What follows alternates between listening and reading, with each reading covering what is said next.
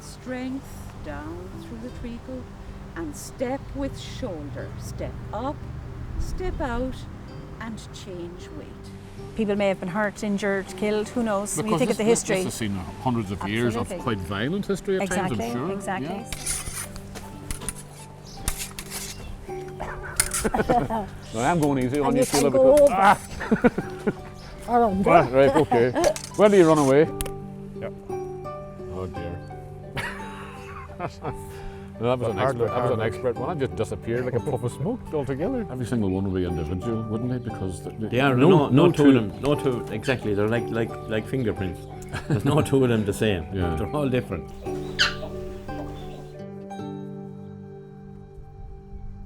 In the year 1845, a traveller named Paris Anderson visited the place that I'm in today and subsequently described his experience in a newspaper article. For all that he had a slightly pompous and verbose style of writing, when it came to recording his first impressions of the place, he didn't mince his words, and I quote, "Under all circumstances, the casual and indifferent passer through the village would be apt to set it down as an ugly sort of place, which he would forget before he seated himself on the same evening to take his ease in his inn." I have to say, 170 years later, that this casual and indifferent passer through the village has had quite the opposite impression. But then I'm able to behold something that wasn't here in Mr. Anderson's day. A village green now splendidly adorned by 52 chestnut trees, one for every week of the year. In fairness to Mr. Anderson, he went on to say something else about the place that presents it, and himself to some extent, in a better light, and I quote again, "But we shall not treat it with the same indifference, for there are in Freshford, to our mind, some matters of great interest." I couldn't agree more. Welcome to the village in the ancient parish of Freshford in County Kilkenny in the province of Leinster. The chestnut trees bordering Freshford's distinctive village green were planted here less than 100 years ago, gifted to the townsfolk round about 1918 by one Stanislaus Eyre, the last of that landlord family to have resided at nearby Upper Court Manor, originally the site of the palace of the Bishop of Ossory in the middle of the 13th century, when the Anglo-Normans held sway in these parts. Indeed, it was at the pass of Eimear, the ancient Gaelic name for Freshford, that Dermot MacMurrough, the King of Leinster who infamously allied himself to the Normans, defeated Donald MacGillapadrig, the King of Ossory, in the year 1170.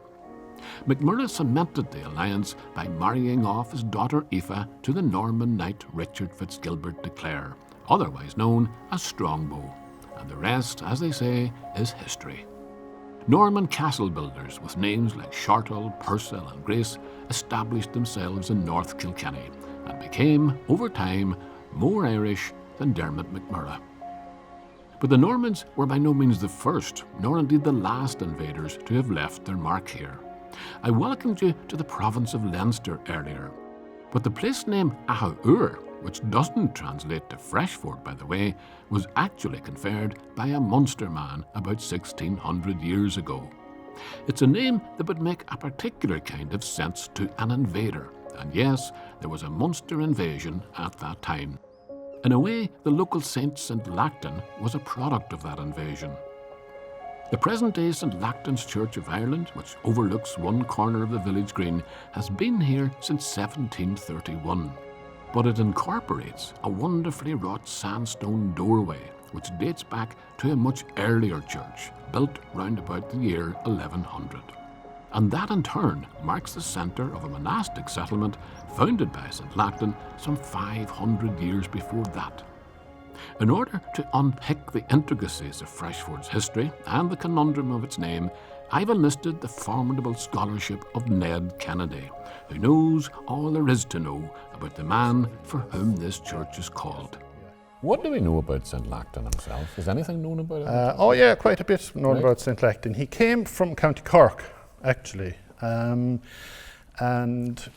Why he would have come to Freshford, or Octogenarian as it was at the time, was because his kinsmen came a couple of hundred years before that. The tribes from Moosgree in West Cork set out looking for new lands, came to South Leinster, North Kilkenny, and would have come to the gap of Barna, about 4 or 5 miles up there, which means passes Barna, which means gap, and came down along the river, and they broke new ground on this site, and called it very simply Octogenarian, which means new field or fresh field.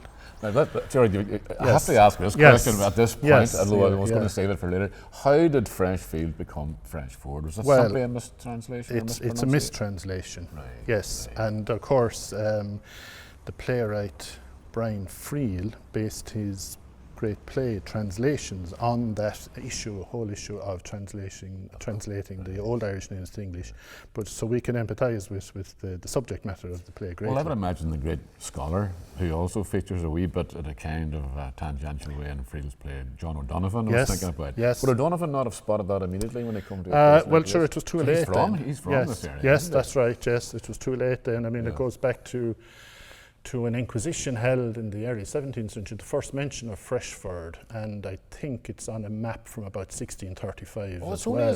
Well, that's fairly recent, you know. Yeah, well, it is, yes. Yeah. So it was called Octogenarian up to that point. Yes. Right. And when they broke that new ground, they kept going down the river and broke new ground there as well. Right. And the next town's land to us was called Bonta Namuinig, which is the fields of the Munstermen. Right. And the one beyond that then was called Bon Unuak, which is the plain of Duach. And Duach was the patriarch who was left back home in County Cork. And you know, what they were doing there was doing what the Middle Ages, the explorers of the Middle Ages and down to Captain Cook's time and all of these, you know, when they renamed the new land the place after, for example, Victoria in Australia. And naming was part of ownership, wasn't it? Yes, like and the Irish were at that way ahead of them. So they couldn't keep calling it Ahaur all the time because of the that name. Yeah. So that's interesting. That's how the name came about. Yes. And it was a mistranslation eventually. But back to Lacton. Yes. He was a Cork man originally then. So so he was here. He didn't stay here. He went back to County Cork and he founded 2 churches in Donaghmore and in Kilnamartyra.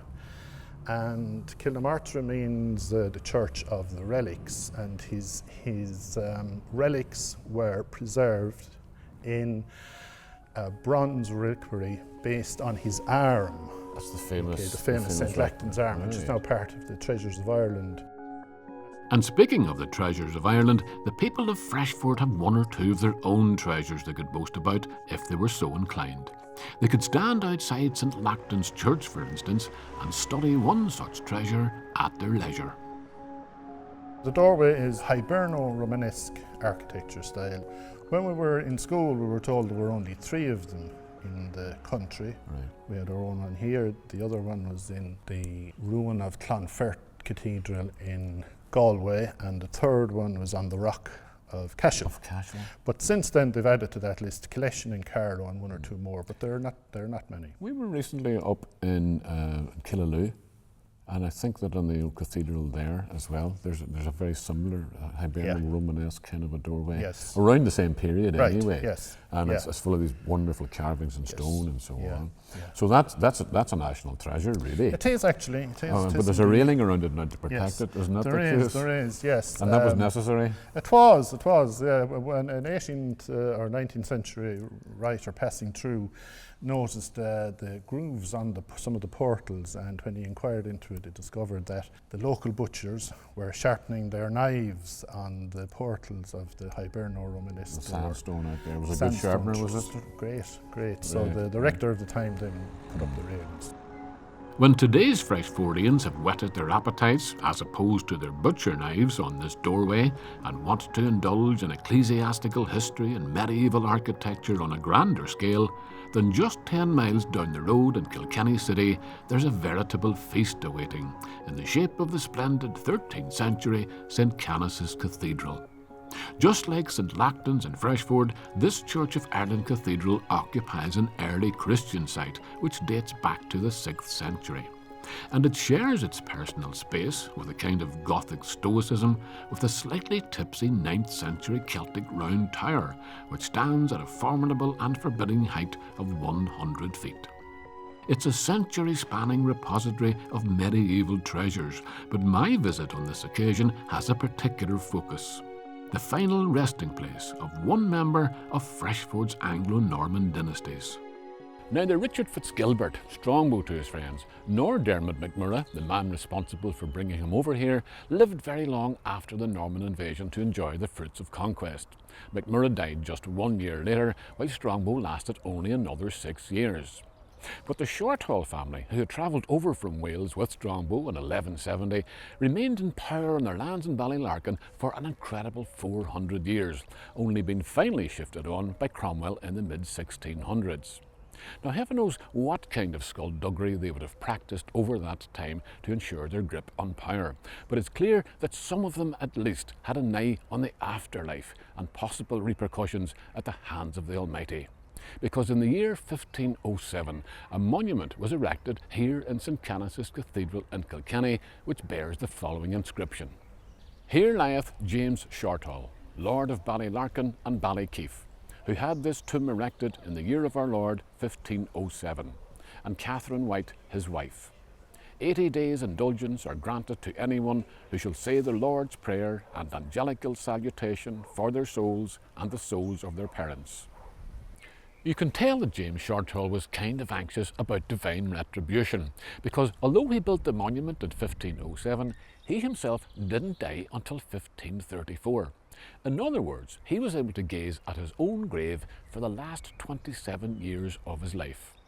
Now, he might have drawn some comfort from that, but I wonder what his poor wife would have thought of her premature burial. The likelihood is that she insisted on being included in the inscription because, of course, what the Shorthalls were doing was common practice in the Middle Ages, akin nowadays to booking your plot in the local cemetery. And in those warlike times, if you didn't commission your own sarcophagus in your lifetime, there was no guarantee that your descendants would be in a position to do so after your death. Back to Freshford's village green after this, and warfare of a different kind. William the Conqueror, when we come back.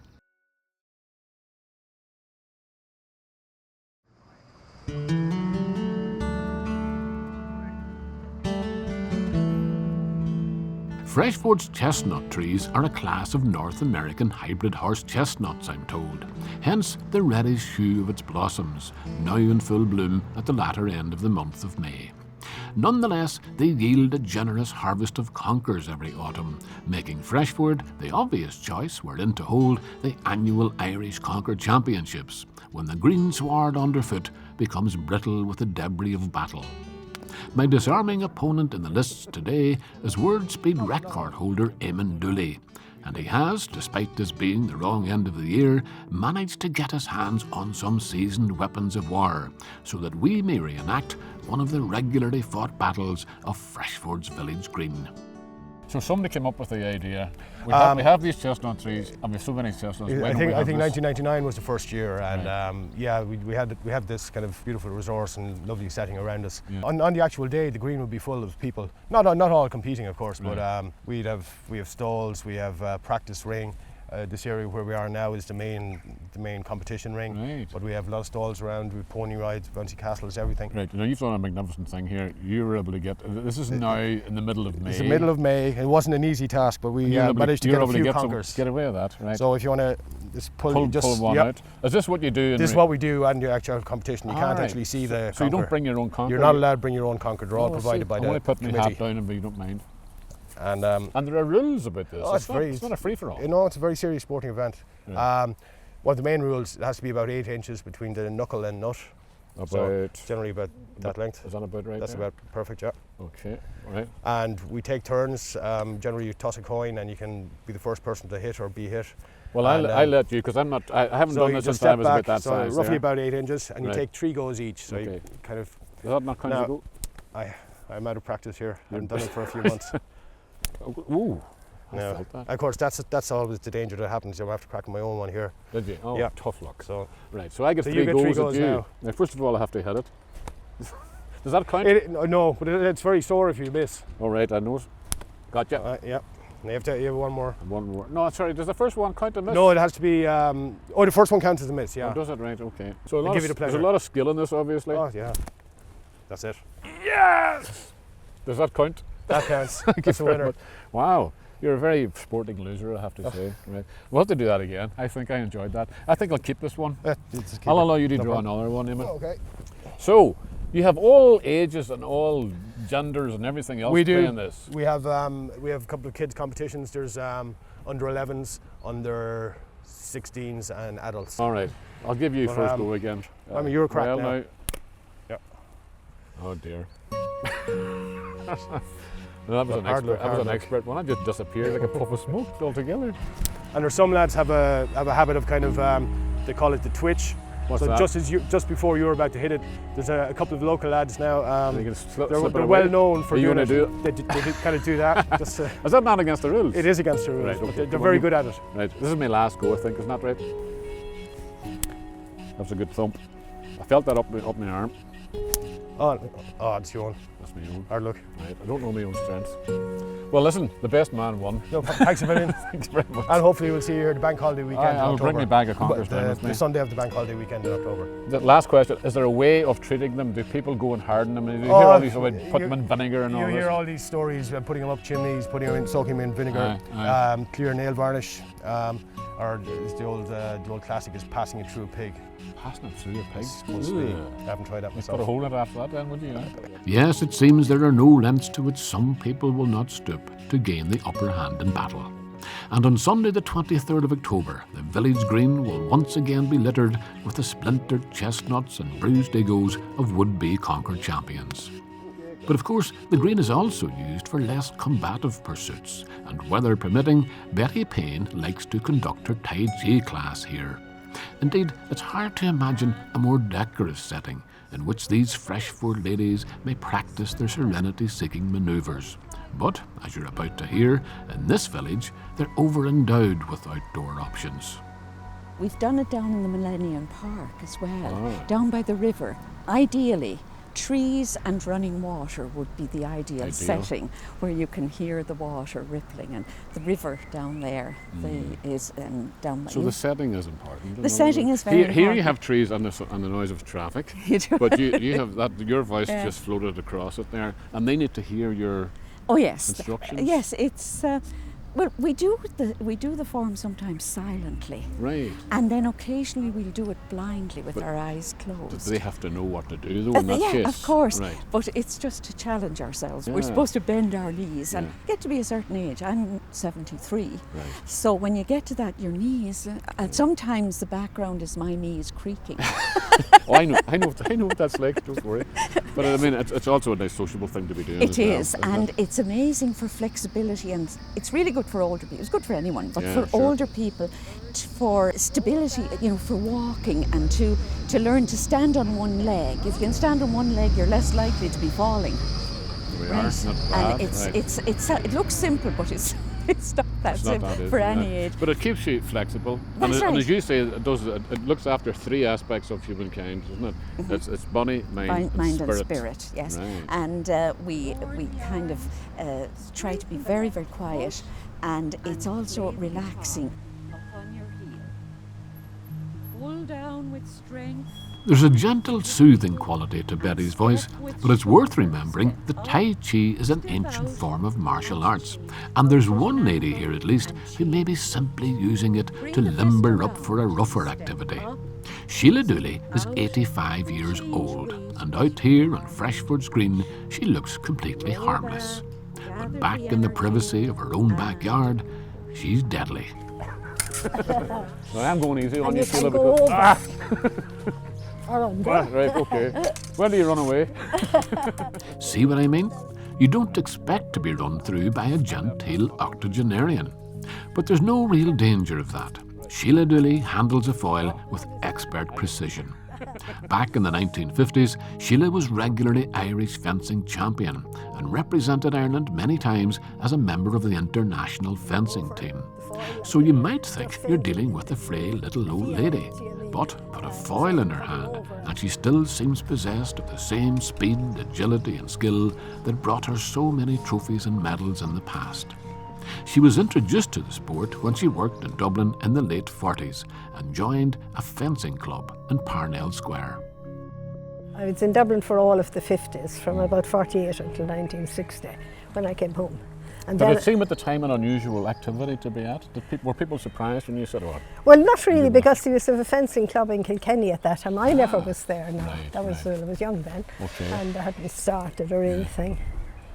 But I had seen it. I had seen fencing. And I was a brilliant fencer when I was 10 years old. Did I tell you that? Yes. Because I came out of it was I don't know. The schools, did they do it in schools? No, we didn't do it in schools, Yeah. no. I mean, we did it with invisible swords. I see, yes, after we came out of the film. Ah, yeah. Because I wanted to be a swashbuckler. Yeah, you were probably using a sabre. I don't know what I was Yeah, using. It was invisible anyway, whatever yeah, it was. yeah. But I was very good at it. I'm sure. So, were you inspired by watching old films? Did you ever watch, like, Stuart Granger or something like that? No, I enjoyed that, yeah. Yeah. I wouldn't say it spurred me on that much. So no. you didn't We buckle? just accidentally, and a few of us girls went in, Yeah. joined at the same time, became very good friends, and we went together to tournaments, and Right. to first ones all over Ireland, and secondly in the quadrangular, and then continental. The quadrangular is England, Scotland, Ireland, England, Scotland, Wales. and Wales as in well. each year in turn. Right. Yeah. But you did go to World Championships as well. We I know did. that We much. went to 3 World Championships: London, Paris. Rome was the first one. Yeah. Then London, then Paris. It was a social life, and it Of was a it- means of travel. You saw around the world and so on. We didn't did. you? We did. Yeah, you didn't have much time because we didn't You have had to very go there much and money fence. either. Yeah. Oh, you had to pay for everything yourself. We had to, yes, yeah. But you got to know all the fencers in those countries and clubs. I think there was a smallish community in every country, and we became very friendly. Yeah, because it's And not we a major sport, sure it's not. Coaxed them to come to our tournaments then. Yeah. Yeah. So you got to know quite a We lot of did people quite a through few, it. yes. Yeah, right. that was very That's lovely. wonderful sport. Is Tai Chi in any sense similar to the kind of moves that you would make? No, it's much more controlled and relaxed. Right. Tai But there's a Chi. bit of arm waving. Well, and a there bit is of actually, all and that. you're supposed to There's bend a your knees squatting like as well, that, yes. yeah, yeah. You're supposed to keep your knees bent all the Right. time, which I found very easy, Yeah. of course, because we all this were used to. You just got into that habit from fencing. And do you mind me saying as well, you're not exactly the tallest person in the world, No. right? And you're probably up against people Yeah, quite often. quite a few feet yeah. taller than you. Well, that was just... Was that a disadvantage for you? No, you learn to. It was a disadvantage for the big person too. Because you were who faster? No, because they wouldn't have been used to smaller people, you know. And they were a bigger target. And they had a than you. bigger target, which was right. definitely. Right. And you could get in under. Right. You had to be a wee bit ruthless as well, didn't you? Yeah, oh yes, you were ruthless. So there's a wee kind of yeah. a streak of nastiness about you as well. Oh yeah, you could be very mean Mean, on the beast. Yes. Because literally anything you have to win. You have to. You have to win. Bit in mean. competitive instance. Yeah. And I think Sheila's competitive edge, like her wits, is as sharp as ever. So I'm taking advantage of the opportunity to pick up a few pointers and fulfill a childhood ambition, to mesmerise an invisible foe, this time with a sword you can actually see. And I'll be wielding a very different instrument at my next port of call, the Druids of Threecastles, when we come back.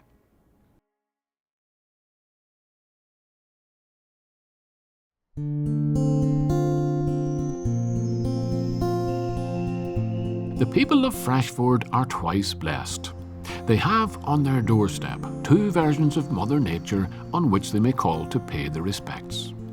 There's the well-mannered, beautifully manicured, slightly prim and somewhat corseted version that is Millennium Park, whose tunnel in the making emerges onto the banks of the Nuena, a crystal-clear trout stream whose waters would love to stay, but they have important business with the great River Nore further on. Or there's Brown's Wood on the fringe of Uppercourt Manor, where a much more carefree Mother Nature resides, and she will just throw on her whatever the seasons provide. Now in the month of May, that means a restless canopy of beech leaves mad with birdsong, a rippling brook bordered by sunlit ferns, wildflowers and fickle butterflies, and hosts of small blue creatures, bundles of inquisitive energy who are simply full of the joys of spring. The small blue creatures are in the charge of Greta Murphy and her trusty band of adult helpers. But what's happening here is a wee bit more than a good old-fashioned nature ramble. Greta is imprinting this particular stretch of Mother Nature's realm on the minds of a new generation of Freshford natives by animating the woodland through play, discovery and story. You might have seen us just coming through over the little bridge there, and there was a big beech tree there. We call that the grandmother tree or the guardian tree, and the children ask for permission to come into the wood because they know that the grandmother tree looks after the wood. So this is just a very nice kind of way of them getting to understand things about the natural woodland. So we learned that the grandmother tree was a beech tree, and there's lots of creatures around her, and she looks after them. These are kids who grew up around here. This would be their natural environment. This is their natural environment. This is, and that's the kind of importance in terms of their sense of belonging. Yeah. The other thing that I would like to just say is about kind of the heritage that the grandmother tree can, I suppose, support and encourage. Like Ireland's storytelling heritage is very strong. Right. And what the children do is when they're finished their day here on their woodland site, on our way back through past the grandmother tree, they tell the grandmother tree what they've done. So there's that kind of sense of our deep kind of indigenous storytelling heritage that we're encouraging. It's kind of joined up experience, isn't it? When you joined up experience, when that's you kind it. of turn it into story at the end of the day and so on. And I this guess man's most consistent. Most insistent. What is this, Dylan? It's a stick from a tree. It is a stick from the tree, and remember we had a rule about the stick. If it's longer than your arm, you need to carry it behind you. Do you remember that one? No. Is that longer than your arm? I think that one is longer than your arm, is it? Have a look at it. There's some rules to be obeyed and some rules that you have to challenge, of course. Isn't that the case? Well, in general, the children are extremely settled and happy and enjoy being outside. When children are having fun, they're open to learning. And I suppose what this is doing is it's supporting children's natural curiosity and their natural sense of wonder. There are kind of some rules and regulations that we have. So you'll see they're putting up their red ribbons now, that's their boundary. So they're deciding where beyond the boundary they're not allowed to go, and that kind of helps them to make the decision. Oh, they make their own boundary? They make their own decision, and they decide, well, that's a bit dangerous beyond that, or we won't go past the holly bush, or we won't go near the holly bush. I thought they were a bit like Hansel and Gretel, leaving a wee trail for themselves to make sure they find their way back again. Well, but that's another learning. That's another thing. We could do that, and they could do a treasure hunt around the boundary as well. I mean, they look really snug in those wee suits. You don't have an adult size one of those by any chance, do you? No, because I could do with it today because it's a beautiful day. It is. But it is chilly at the same time. It is, but that's really important. I mean, that's really important that children need to feel comfortable when they're out. So it's no fun if you're cold. Yeah. So the puddle suits, we call them, have got kind of a bit of padding in them, so it keeps them nice and warm. And then what's important as well that they're waterproof wellies and that they have good socks underneath it. It's no good to have cotton socks in waterproof wellies. Right. So I mean, really, there's so much happening, and as I said, it's multi-layered, very dynamic. And I'd encourage any early years centre to get out here and to get into natural woodland like this. You have the advantage of having this place, mind you, don't you? But what I would say is that there are hundreds and thousands of spaces like this all over the country. I think what these children are learning is that this is special to them, this belongs to them, and they belong here. And so, as the children go off to register their experience with the grandmother tree, the adults go off to lie down in a darkened room, I'm making my way over to nearby Threecastles, where the notion of communing with trees, I suspect, wouldn't even raise an eyebrow. Eimear Burke lives in the old rectory at Threecastles, next door to a ruined church attached to an ivy-shrouded medieval tower and a graveyard. For those who are attuned to such things, those who follow, as Eimear describes it, a nature-based spiritual path, the whole place exudes an atmosphere conducive to the practice of ancient wisdoms and rituals.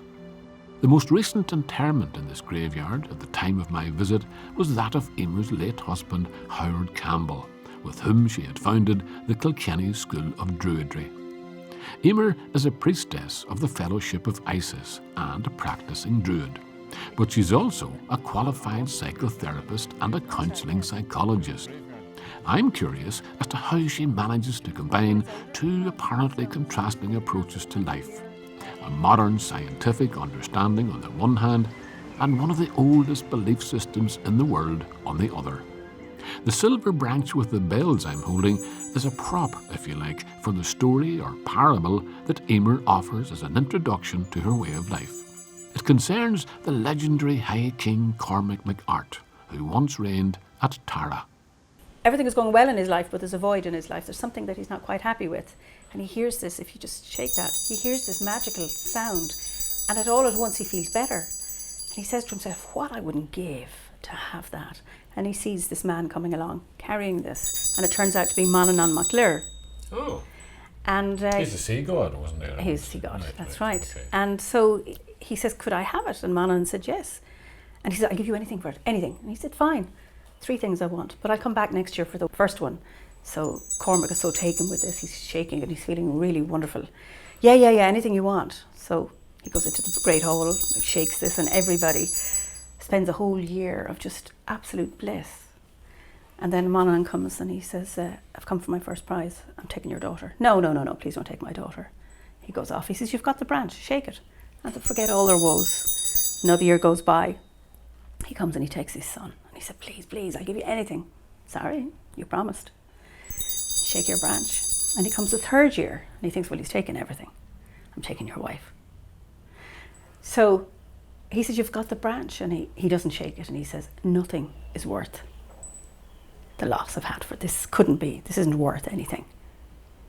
So he follows Manannán and his wife to Tirnanog, to the Isle of Promise, and meets Anya, the goddess, the sun goddess, who is married to Manannán.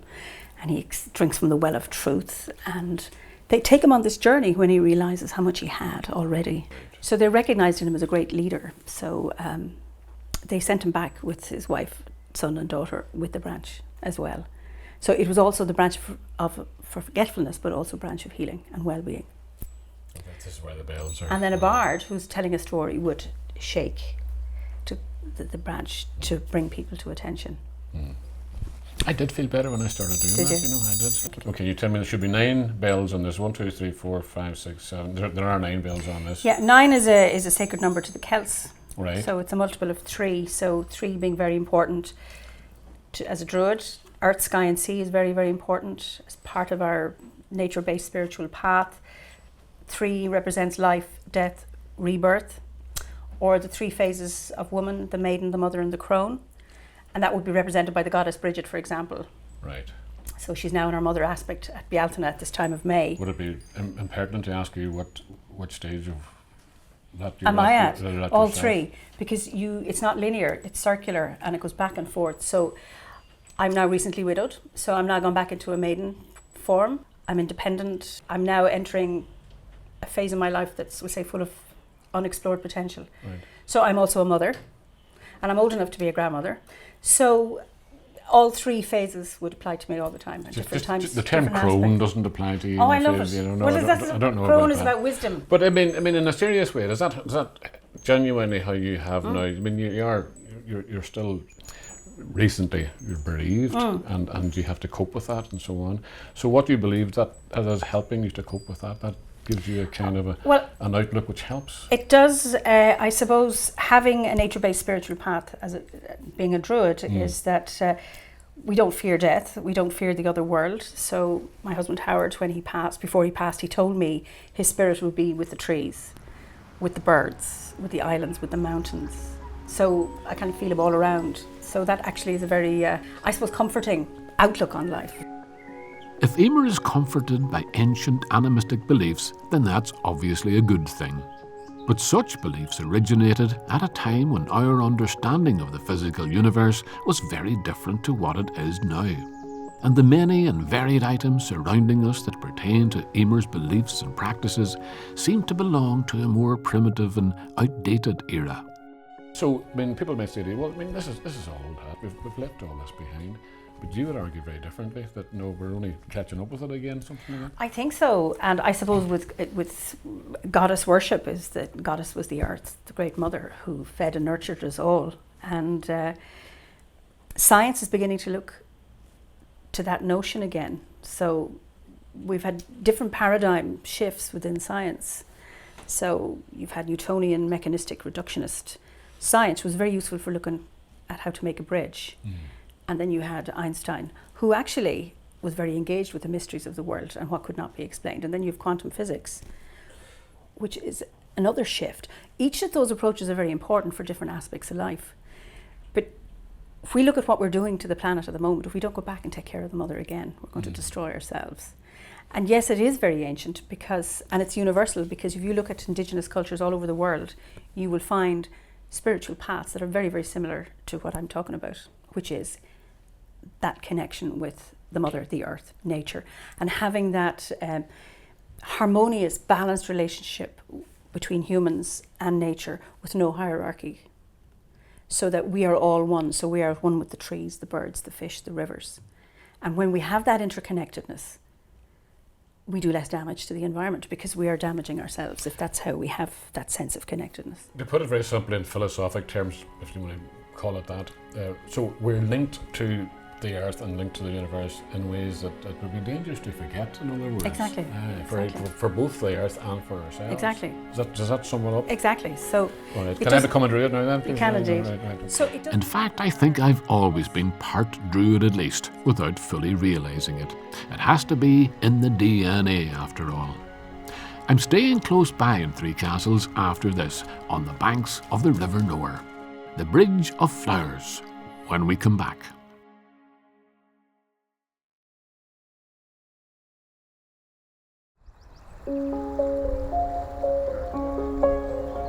In the course of its roughly 90-mile journey from Devil's Bit Mountain in County Tipperary to where it empties itself into the sea at Waterford, the River Nore is rarely idle. It flows through some of the most beautiful and historic locations in Ireland, many of which owe their existence to the Nore, including, some miles downstream from here, Kilkenny City. Here is the bridge at Threecastles, just below the old rectory where earlier I met with Druid Eimear Burke. If the Nore were to flow under all the arches that this bridge has available, then Colm Murray and I would not be able to stand where we are in this field. Colm is the architecture officer of the Heritage Council, which is based in Kilkenny. The very man to call upon when you have questions such as, how did Threecastles come about, and why does this flower-bedecked bridge appear to have more arches than it needs? This bridge would have been built about 25 years after one of the really big floods on the Nore, which took away bridges everywhere. Right. And they always build the next bridge to withstand the last big flood. I understand. So this would have been... What are you talking about? Sorry, when would that have been? Well, the flood was in 1767, right. And the bridge was built in 1790. Right. Yeah. So they built them big and strong to withstand the worst thing that they'd ever seen happen before. Right. And in this case, yes, there's 5 arches here over, more or less directly associated with the river. But on either side in the abutments, there's other further subsidiary arches. And when you have a high river like we had last week, actually, you can see the water spilling over onto the fields here and trying to make its way out through a big kind of a dam like this. And they need those subsidiary arches to make sure that it gets through. Just it gets away. Where we are standing, or just down there, yeah. In fact, you're really up to your knees in water very quickly. So does this regularly flood? Yeah. Up as far as here even? Yeah. So those cattle will be wading through up to their knees? Yeah, well, where they are out there now, there's a little bit higher ground, and that always stays dry. I think that would have been thrown up by dredging at some point in the past. The bank itself is a wee bit higher. Yeah. I mean, it's amazing. The rivers, they're really shaped by humans in the last 200 to 300 years. I mean, they used to be the most important travel artery in the country, especially inland. The sea was a bridge, and the rivers were like little important highways. Yeah. So Kilkenny is famous for being an inland city, infamous for that, because it's mad to think that you could trade out of Kilkenny internationally, and that was just because of the Nore, and you got goods up and down the Nore on small boats and then into bigger ships, and then across the sea to Bristol, and then places where it shallowed out like here, it was fordable, and that's what made this into a crossing point. I see. And there in the vicinity just up the back there's the remains of the Brennan ring fort, one of the strongholds before the Normans came, and then up there again there's a huge big motte built by the Anglo-Normans, covered in trees now. Massive pile of earth. Right. Yeah, unbelievable the amount of labour that went into and that. Of course there's castles up there as well. 3 or 4 castles. Right. Now, this is called Threecastles. Called Threecastles, right. Yeah. Again, up here closer than the motte, there's a church, an ancient church, St. Nicholas I think it is. And at one time, if you were a clergyman, you weren't immune to being attacked. So there's what's called a priest's residence, but it's really a tower house, really a castle attached to one end of the church. Oh, so the castle was actually there as a result of the church being there, not the other way around. No, that's what they say. Yep. Right. So you've got a regular tower house with all the features of a tower house. Stairs and windows and doors and a vault on the ground floor, very defendable, stuck on one end of the church, so that the priests would be safe. Back to the bridge. Oh yes, the bridge. The bridge is still there behind us and still very, very serviceable. It's carrying an awful lot of modern traffic backwards and forwards. It's a shortcut north of Kilkenny. Right. Yeah, big creamery lorries and the like are over and back on that.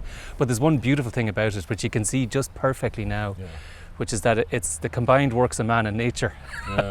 It's not one that's cleaned or pointed every year. Beautiful flowers. There's a lovely flower growing on it, and there's different ones at different times of the year as well. Right. So do you know the name of that wee flower? I don't know it. No, I don't know it actually. I don't. Let's try and find out, because it really is beautiful, isn't it? On a day like this when the sun's shining. And there's another time when there'll be valerian and types of wallflower on it as well. So. Yeah. Well, I've since tracked it down, Colm, thanks to some very knowledgeable botanist friends. It's Erinus alpinus, and it hails originally from southern Europe. And guess what? It's fond of growing in bare, rocky places like bridges. It's also charmingly known as the fairy foxglove. But do not mention foxes, fairy or otherwise, up on Tony Walsh's hill farm, because Tony has spent the last 25 years of his life trying to keep foxes at bay. They regard his farm as a kind of outdoor delicatessen, and despite the vigilance of considerable canine muscle, the foxes have assumed that he has so many ducks, hens, geese, peacocks and quails, not to mention a parrot, that he'll hardly miss one or two. Tony Walsh, as you can probably guess, is fond of animals. He's particularly fond of birds, and above all, he's fond of eggs. So when he chooses to rear a new clutch of something called astrolorps, all the way from Australia, he expects a lot from them. Eggs, that is. When they left the eggs, when they were hatched out first, they were mainly 50-50 black and white. Is that so? Yeah, now the white feathers are disappearing. And they just turn completely black? They'll turn completely black. And then they're going to grow much bigger than that, presumably? Oh yes, they will be as big as that hen there, roughly the same size. Okay. So is that an unusual breed for this country? It is, yeah. I bought them now. I bought the you didn't rear these No, yourself? I bought the chicks themselves. Right. From someone that has them. But from these you will be rearing your own after that? Eventually, probably, if we have them again, we probably will hatch out some of our own, yeah. What is your interest in them, Tony? Is it? I mean, I know you were telling me that you used to collect birds as a child. We use quite a lot of eggs here ourselves. My wife, she has a catering business. Right. And she caters for probably 800 or 900 people, fed every day. And she uses a lot of eggs? She uses a lot of the eggs for that purpose. That's good to for see. For cooking and baking and different things. Right. Yeah, we feed some of them to me greyhounds as well. Right. So rather than have to go and buy eggs somewhere else? No, we don't have to buy any eggs. We used to. We've always, nearly always had hens here on the farm since we came here. We're here 25 years, but we got into too many greyhounds in at one stage, so the hens had to go. Right. So we actually would probably use the eggs to feed the greyhounds. Oh too, yeah. So greyhounds are very fond of eggs. In other words. It's good for them. Good for them. Yeah. Are these guys good layers as well, as far as you know? The world record for the most eggs produced in a year. What would be a good layer? How many eggs would you want? About 260 to 280 in a year. Yeah. So that's not quite one a day. No, that's it. Are there birds that would lay one every single day for you? No, not one of these. I think it's 320 eggs. 300. Well, that's very near, isn't it? In 365 days. Okay, but I think you're fond of birds nonetheless as well, aren't you? Yes, you had a wee fondness for them. You wouldn't do it otherwise, I don't think. No, we they're a hobby to me, and we enjoy looking after them, and it's something. That's a little a quail. That's a quail. He'd be a Japanese quail bird. Right. There are still quails that can fly. Right. But these Japanese ones these are flightless. Right. So they probably have been used now as domestic birds. They're in parts of Asia. They'd be in the hundreds of millions. Really? As much as that? Yeah, as many as that. Right. If you go on the internet and look up websites, you'll see where there's quail farms that could have 400,000 and 500,000 of them. So they're very fond of their eggs over there as well? It seems so. Now, talking of eggs, up here... They are quail eggs. Yeah. Look at this. These are just freshly laid, these They'll ones? be here? all freshly laid within the last couple of days. Right. Yeah. And these are too delicate and too expensive, I imagine, to be feeding the greyhounds. No, the greyhounds like that. won't get any of them. Right, The so grandchildren get them. the grandchildren. Oh, you actually eat these yourselves? Yeah, oh yeah, they're lovely. They're actually, there's a lovely flavour there. Is that They're right? different, slightly different to a hen egg or a duck egg, but Yeah. I um, mean, they're considered a delicacy now. they are indeed, and very, very nutritious. Yeah. More nutritious, we'll say, than hen eggs or duck eggs. They are very small, aren't they? They are, yeah. How do you eat them? You just boil them? Well, you can poach them, you can boil them and then shell them. Same as any egg, really? My grandchildren, they boil them and we shell them and just pick them up and eat them like an apple. Like an apple. Yeah. And the other thing I was going to say about them, Tony, even though they're all, you know, they've got this kind of mottled effect, every single one will be individual, wouldn't they? Because They are, no two of them, no two, exactly, they're like fingerprints. There's no two of them the same. Yeah. They're all different. And one or two have learnt to disguise their fingerprints, as you can see. Fresh quail eggs are a bit like Freshford itself, full of surprises and full of goodness.